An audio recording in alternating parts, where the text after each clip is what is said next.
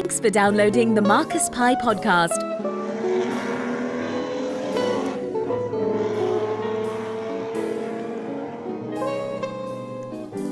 Welcome to the Marcus Pye podcast on historicracingnews.com. We're here at HQ and with all the racing done for the season, we're reflecting on the first of the winter's awards, rewarding the great and good in motorsport.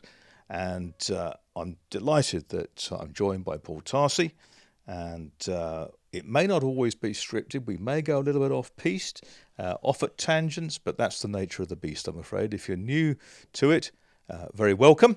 And if you've already subscribed to previous podcasts, then you'll know exactly where we're going. We're going to have an hour of fun and looking forward to seeing where it takes us. One of the joys of doing a podcast is it's not a kind of camera deal, so you don't have to tog up to do it. So I'm here in my toga, Paul's in his bathrobe, and we are discussing historic motorsport and all the joys that it brings on track and off. The awards season right with us now, and this first Royal Automobile Club Historic Awards was a really glittering affair in Pall Mall.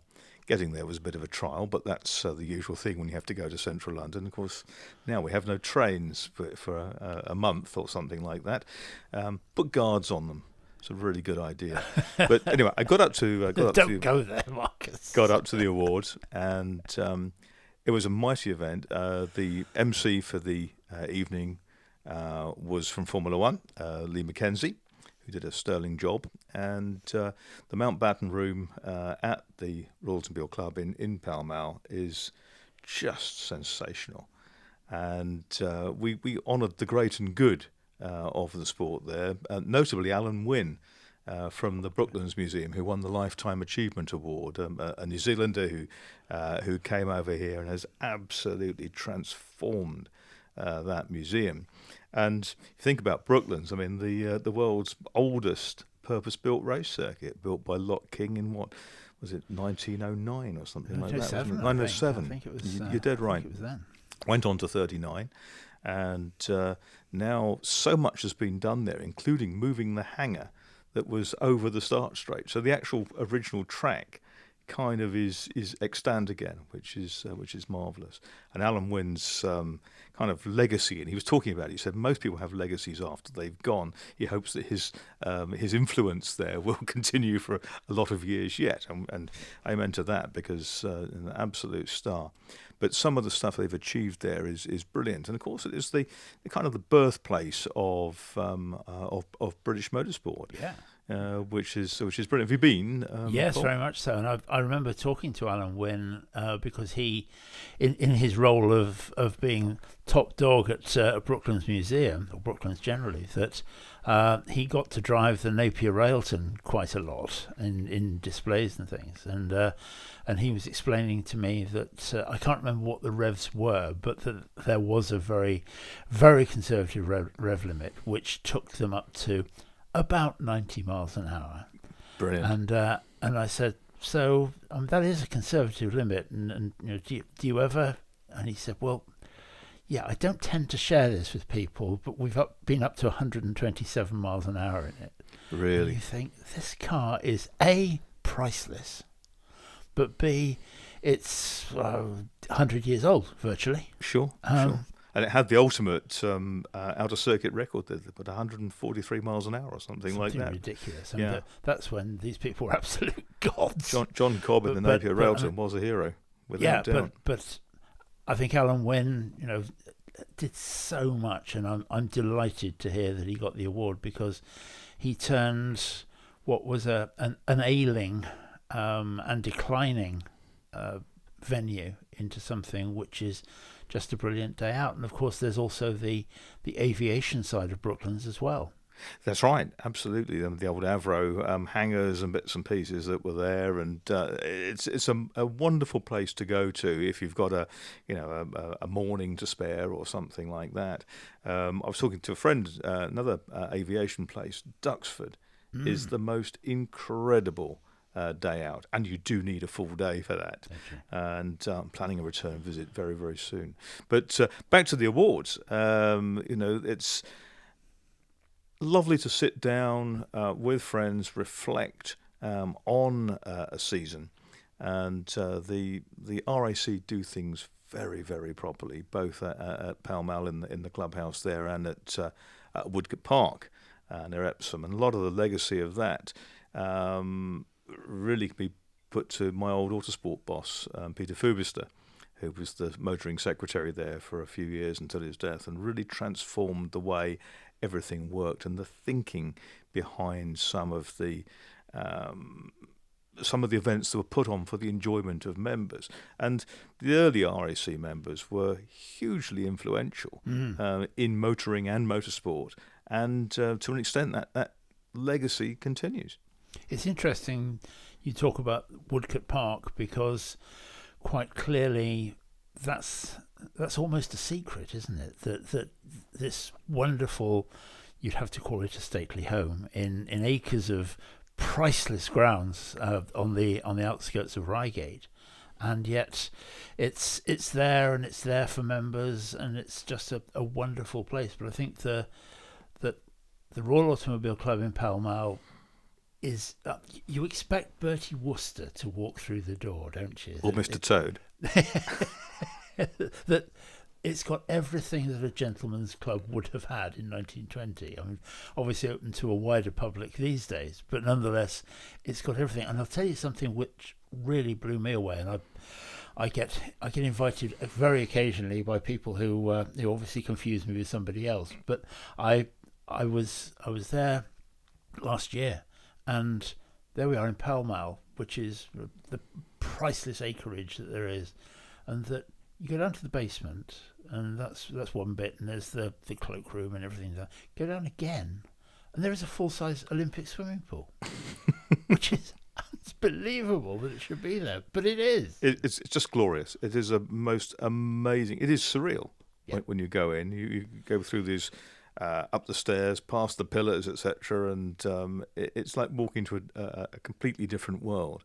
But it's one that's so steeped in motoring history. And they had the Paddy Hopkirk Monte Carlo rally-winning Cooper S sitting in the on the sort of plinth in the middle, if you like. Always something different going on there. It was just magnificent. It's funny you should say that, because that last time that I was there, been to an event, and I was walking down the stairs and just going to go and get a taxi, and walking next to somebody, as you do, and you strike up a conversation as you're walking down the stairs, and didn't really pay any attention for the first half of a sentence, and then looked across, and it was Paddy Hopkirk. And it was one of those moments where, I mean, you and I have been steeped in motorsport all our lives, and I thought, I'm walking down the main staircase to the Royal Automobile Club chatting to Paddy Hopkirk. It doesn't get better than that. What I love about all those sort of things is the coincidences that come out of these things. And I was at the Motor Racing Legends dinner in January, and had to make a fairly hasty exit to get the last train back from Waterloo, the last sensible one. You don't want to be on one for 4 hours with the milk, etc. But I hailed a taxi sort of 100 metres up the road, and we got onto our journey back to Waterloo. And the chap said, "Oh, have you come out of the RAC club?" I said, "Yeah." He said, "Good event there?" I said, "Yeah, very good event. Another awards dinner."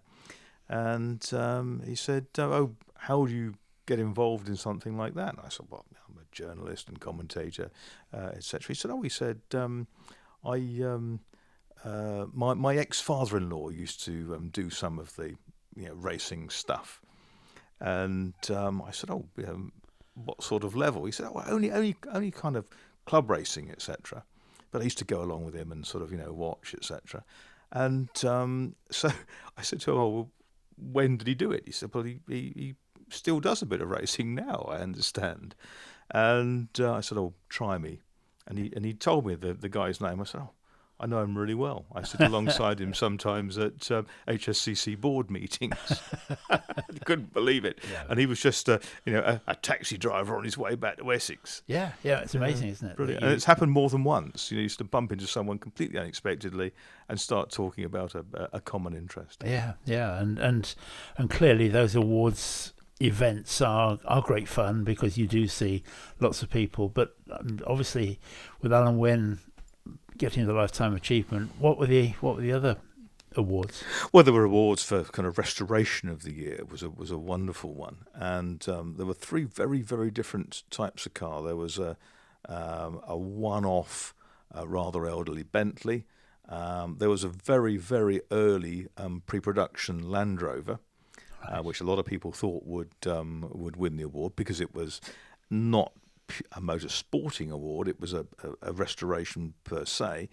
And the other one, the car that actually won it, was a Lotus IndyCar, a Lotus 38 IndyCar, the one that Jim Clark took to Indy in '67, I think it was. Is that a green one or a red one? It was a car that was sold. They sold the car less engine and gearbox directly after the race, and it kind of disappeared into American kind of racing for a while. It ended up in Japan, and it came back looking rather shabby. And Classic Team Lotus up near Snetterton at Hethel, and a guy called Kevin Smith, who's a really good mechanic stroke engineer who worked with them and is now independent, restored it for Nick Fennell, and they ran it for just a few laps on the old Hethel test track before taking it to Goodwood last year and running it in the Festival of Speed. And that was the first time the car had run in its proper state with the Ford quad cam engine since Indy. That's amazing. And it was absolute perfection. You could have eaten your dinner off any part of it. It was just beautiful. It's interesting, isn't it, with those recreations. But no, it's not a recreation. It's a real car. But the restorations that I think Classic Team Lotus, being a very good example, are very good at restoring a car to the way it would have been on the first day of its life. What's brilliant about that is, of course, because they are focused entirely on Lotus, and it's run by Clive Chapman, who's son of Colin Chapman, the Lotus founder, is they have access to all the original record books. They've got all the original mechanics notes for the majority of cars. They've got the production lists, etc., and barns full of old spares that may not be usable anymore, but to retro engineer a component which would take a lot of people a lot of time is easy if you can bring some grotty old porous piece out of a pigsty. Yeah. And that's kind of pretty much where they're a lot of them are domiciled, and then you kind of patch it up, smooth it out, and then you take the scans of it, and you can get all those incredibly accurate dimensions. You go to your foundry, you can produce the patterns, and off you go. Yeah. It is amazing, and the work they do is absolutely brilliant. Of course, there are many independent restorers in every walk of life, in a motoring sense, who, whether you have something from the 1890s or something that is a long obsolete road or race car of any era up to kind of the present day, if you like, have the facility and the expertise, and it's the expertise that really gets me, to make anything. It's been made once, it can be made again. I think that this is one situation where technology has been good for history, because you're absolutely right that you can go and take a bracket or a piston or anything, and you can scan it and you can get exactly the right dimensions for it. It's like these plastic printing things, isn't it? And you hear these stories of somebody has a problem with a hip joint or something like that, and they go and do a scan, and they make a plastic they 3D printing it, whatever, out of some kind of plastic or whatever, and they give it to the surgeon. And the surgeon knows exactly what he's up against, and it's kind of a similar analogy with the racing car bits. You've got an old upright or something like that, and you may not want to make it out of the kind of material which you now know was the best they had at the time, but is considered well substandard now. And so if you want to have it recast out of unobtainium, then that's what you do. Yeah, and I think that's great with history and with technology catching up with each other, and I think that's a great thing to do. But And without that cottage industry, if you like, that underpins all kinds of motoring and motorsporting activity, it couldn't continue. Which is brilliant, and I go to many workshops around the country, or from cold cowsheds on farms to places that look like operating theatres, where they do car restoration, all to a very, very high degree, and it fascinates me. I'm pathetic with a spanner, so. It's a bit like watching somebody ride a motorcycle at 200 miles an hour in a motor race. It's so far outside my skill set that at the end of the day I have to admire it. But when I can see that kind of people can make things, they can make things and they're useful and it contributes to an extraordinary race car or a race bike or something like that, it's brilliant. The next of the historic awards I went to was the Historic Sports Car Club Awards at Whittlebury Park up near Silverstone. It's been in the hotel for more than a decade now, but this time they moved to a new venue in the golf club, which is adjacent. And patron of the club, Richard Atwood, 1970 Le Mans winner, turned up, which was great. Andy Wallace, who lives locally, winner of Le Mans for Jaguar in '88, he was there too. Brilliant. Of course, he won Le Mans at his first attempt, which was just staggering. But they had a Le Mans track laid out and a huge Scalex trick in the entrance hall, and the gentleman who eventually won it managed to write off the Richard Atwood number 23 917 early in the evening, and ended up winning it in Andy Wallace's Jag, which is just brilliant. Anyway, they were our guests of honour at the event, and Andy D. Crown, who now is CEO of the HSCC since Graham White, who had run it for a very long time, he succeeded Graham. And a different atmosphere, different venue this year. They're looking to go somewhere very different again in 2020. But it was very, very funny because normally we just ad-lib it, we go through it. And Andy was insistent that on this occasion, because it was a new venue, we ought to try out the microphones and do our stuff. So he said, would you come in at 4 p.m. and we'll just do a mic check, which we did. And rather than just do the sort of 1, 2, 3 thing, I thought, well, I'll throw in a sort of Monty Python-esque "Bonjour, mesdames et messieurs, voici un petit célèbre, c'est Brian Trubshaw, le test du pilote comme ça." And they introduced Brian Trubshaw, the Concorde pilot. And Andy looked at me sort of a bit strange. He said, I'd forgotten you spoke French. I'll say for you later on. And I'd really shot myself in the foot because I don't speak French. I can struggle through in a bit of French. I know hundreds of words in French, but a bit like playing the piano, I play all the right notes but in the wrong order. So it's sort of just not going to happen. Anyway, but now I know you can speak French. Will you welcome our special guests, Laurent Valery-Masson, who is the guy who runs HVM Racing with Bernard Honorat in France, and they promote a series of great historic events across France. And he'd turn up with Olivier Huet, fellow historic Formula 2 racer.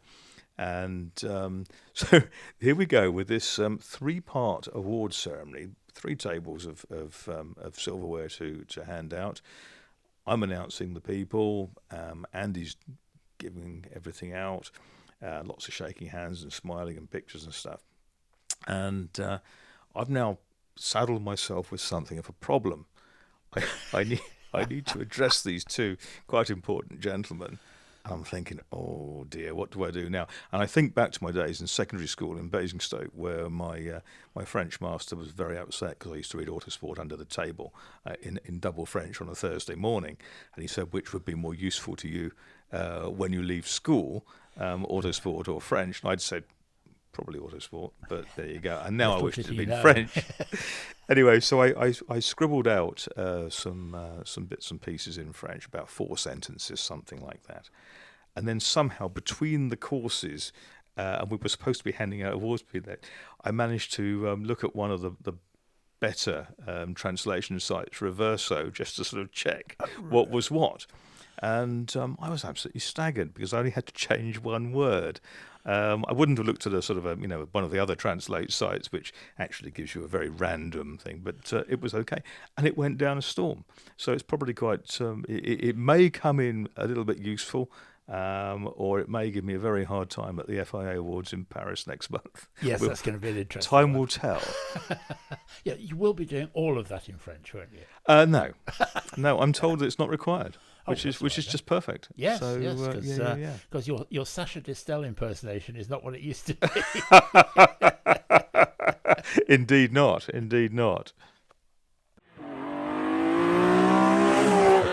Thruxton Motorsport Centre, home to premium driving experiences, where 4 laps in a supercar or single-seater racing car means nearly 10 miles at speeds of over 100 miles an hour around Britain's fastest motor racing circuit. It's an experience that few others can offer. You can even have a 140 mile an hour passenger ride in a BMW M4. Thruxton Motorsport Centre, home to premium driving experiences. Visit thruxtonracing.co.uk to book your premium driving experience. I look forward to seeing you here. So tell me, if you've had to send the dinner jacket off to the dry cleaners, obviously the old trouble is still with you. That's really harsh. What? Dropping a few crumbs. Yeah, exactly. The way to go. Yeah. But no, it's been an interesting couple of weeks. I mean, the Royal Automobile Club Historic Awards has been new this year. And I was very fortunate to be invited to be on one of the panels to decide.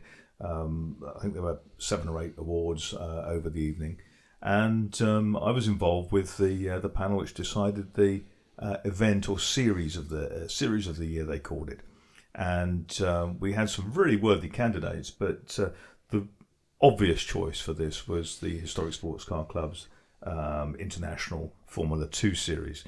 Which is one that has really gone gangbusters this year. It's been a slow burner, in fairness, over the years, but the number of competitors this year was absolutely fantastic. It's really built, and it's built because there's a genuine passion for the cars.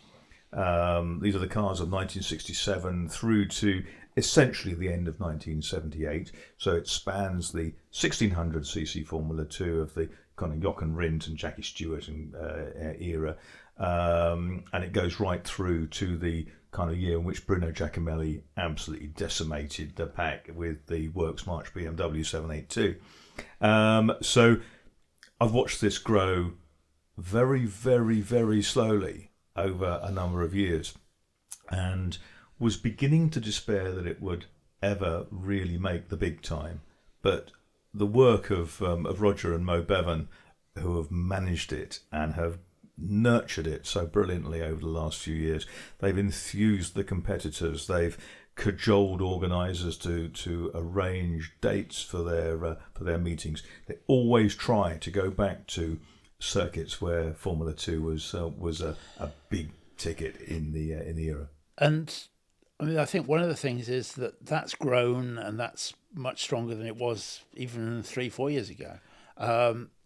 Where do you think that sits with Formula One, with historic Formula One, in terms of, because do they compete? It's an interesting one because there are competitors who do both of the series. The Formula One thing has been interesting. It's been the FIA Masters Historic Formula One series in the last few years, or championship. It's diminished in terms of its grid sizes for a couple of reasons, probably. One, because the cost of running the cars is very high.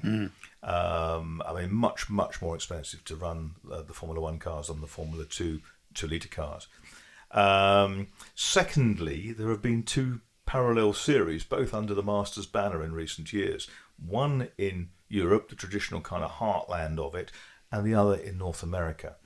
And what's essentially happened is it's diluted the marketplace, because there are only so many people who can afford to run these cars, who want to run the cars. And quite a lot of the guys who've done the European side of it for a bunch of years have said, I've done Nürburgring Oldtimer Grand Prix 23 times or whatever it may be, and I kind of want to do something different. So the chance to go to the States and do a Watkins Glen or a COTA or something like that, or maybe something in support of a World Championship Formula One round as well, which they've done in recent years too, is very appealing. Yeah. You leave a car over there, travel over a couple of times in the year, or 3 or 4 times maybe, and unfortunately, it has a knock-on effect.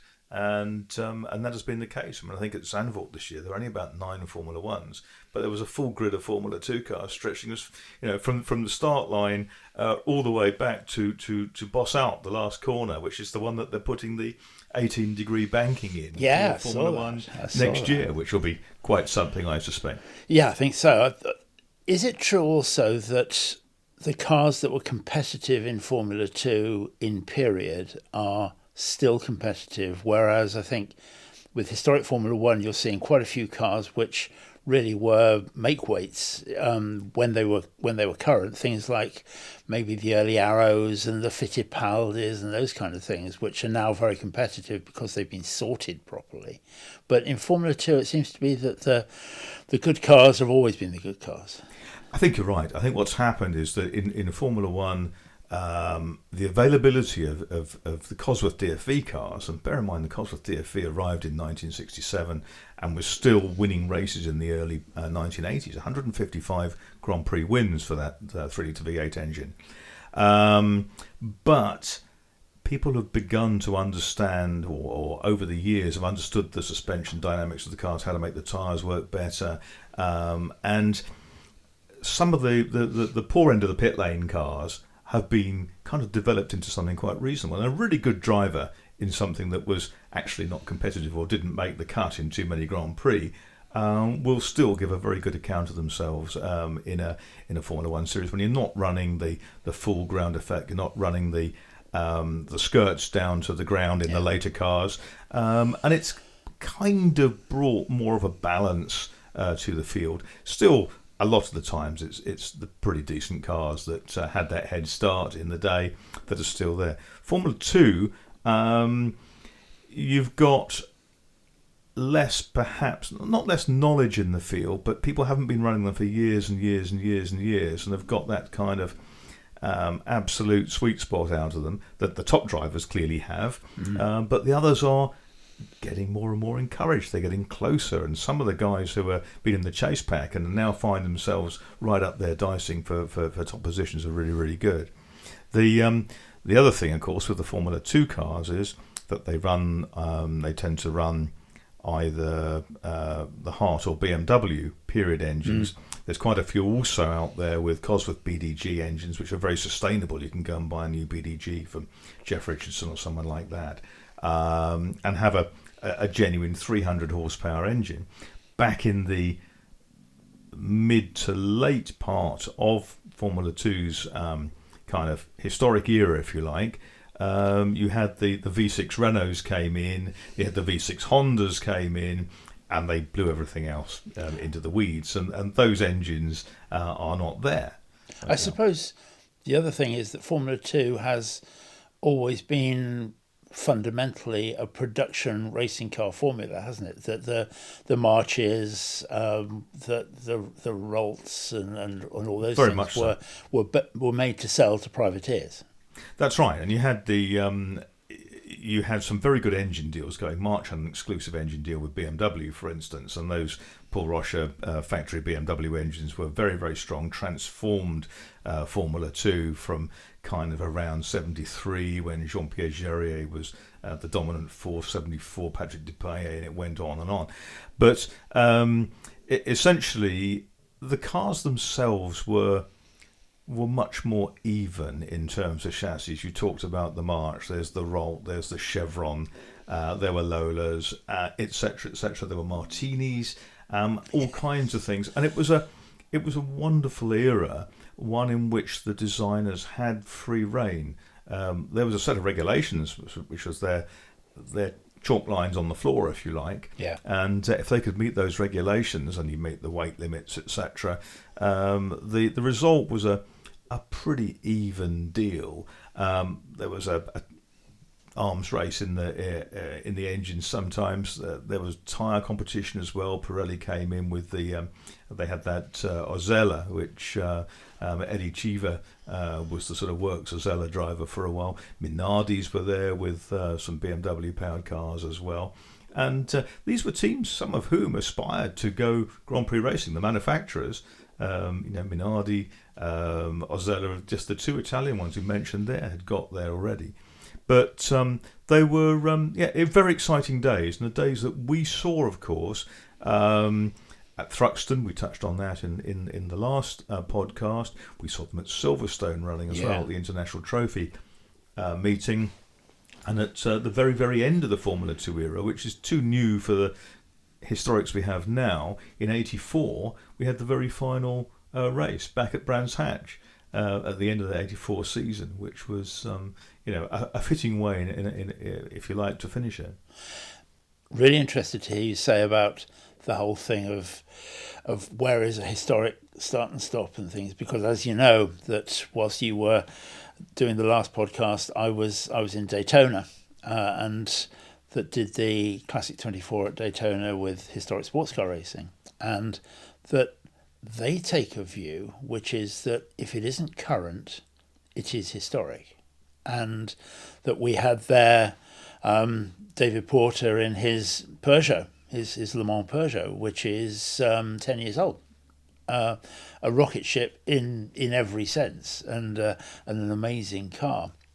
But do you think that that's a historic car?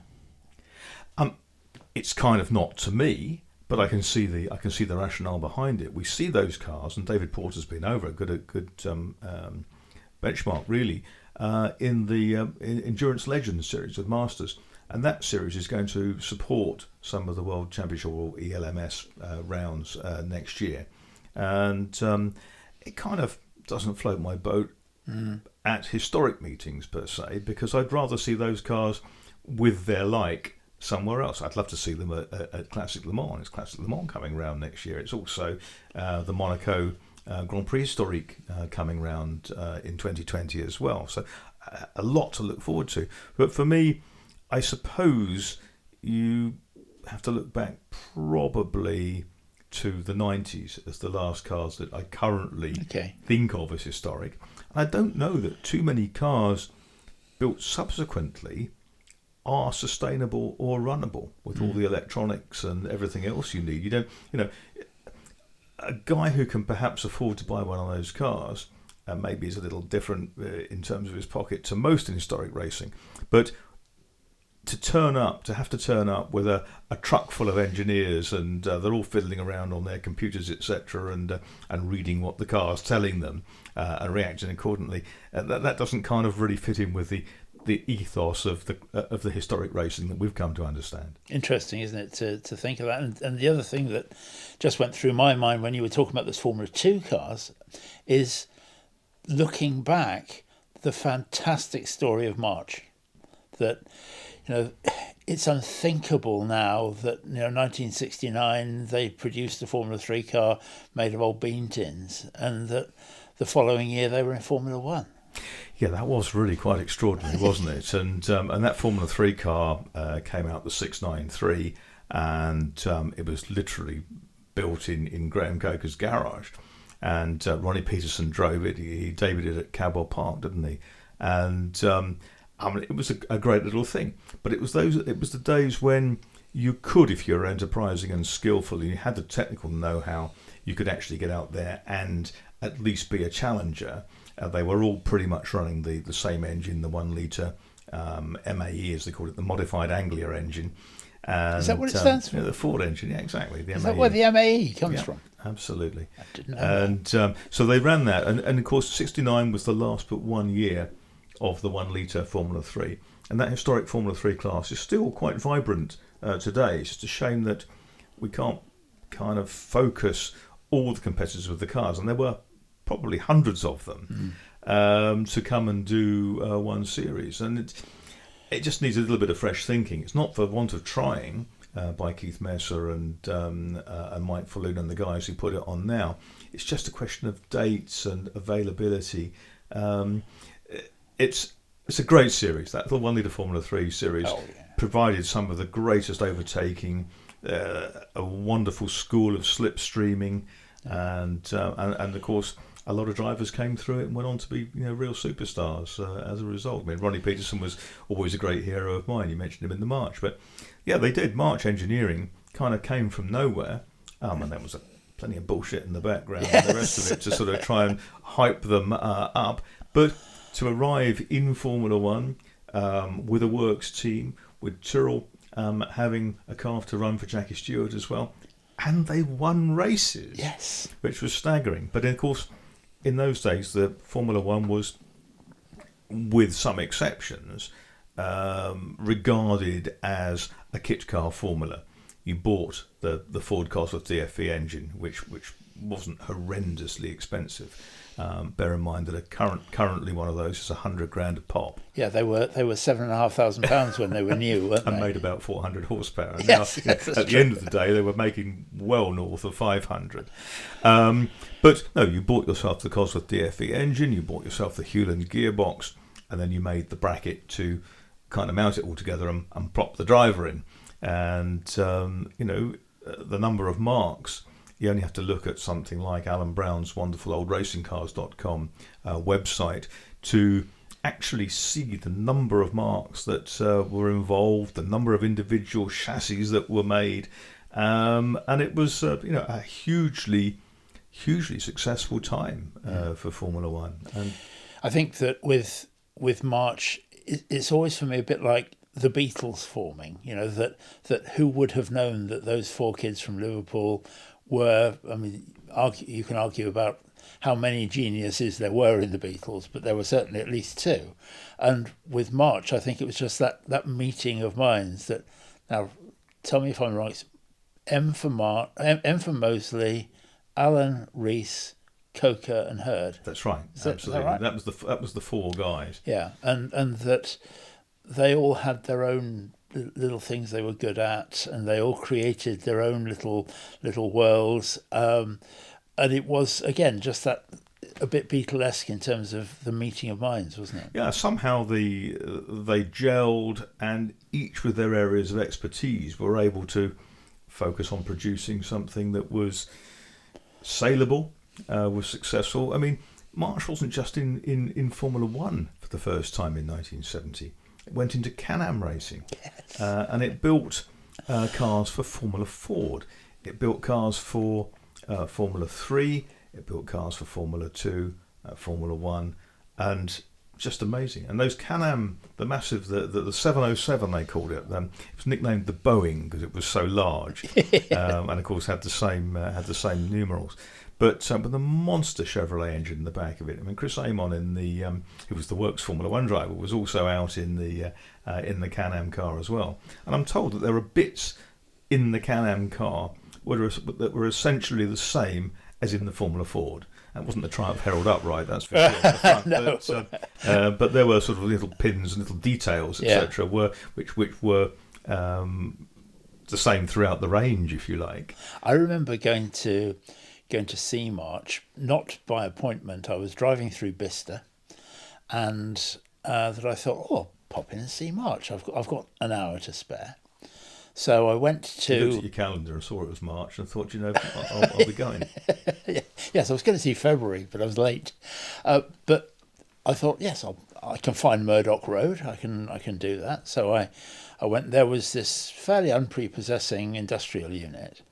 Walked in. Now I have to sort of counter this with try driving into McLaren today. And that there are security guards everywhere, and everything. I walked into March, and walked into reception, and there was nobody there. So I thought, oh, okay. So I banged around a bit, coughed as a polite Englishman does, and did still no response. So I thought, well, just put my head through this door and straight into the workshop with I think it was then 3 Formula 1 cars lined up and a couple of Formula 2s, and they were building some other stuff. And it was obviously lunchtime. Nobody about. And so I thought, okay, well, there must be somebody somewhere. So I went up the stairs to the mezzanine level, which is where the offices were, and walked out. And eventually somebody came out, and I'm trying to think of the guy's name. It's Dave somebody, who was the workshop. Dave Reeves? Dave Reeves, that's it. Dave Reeves came out and said, "What the bloody hell are you doing here?" I said, "Oh, I've just come to Did say." he know you? Do reputation precede you? No.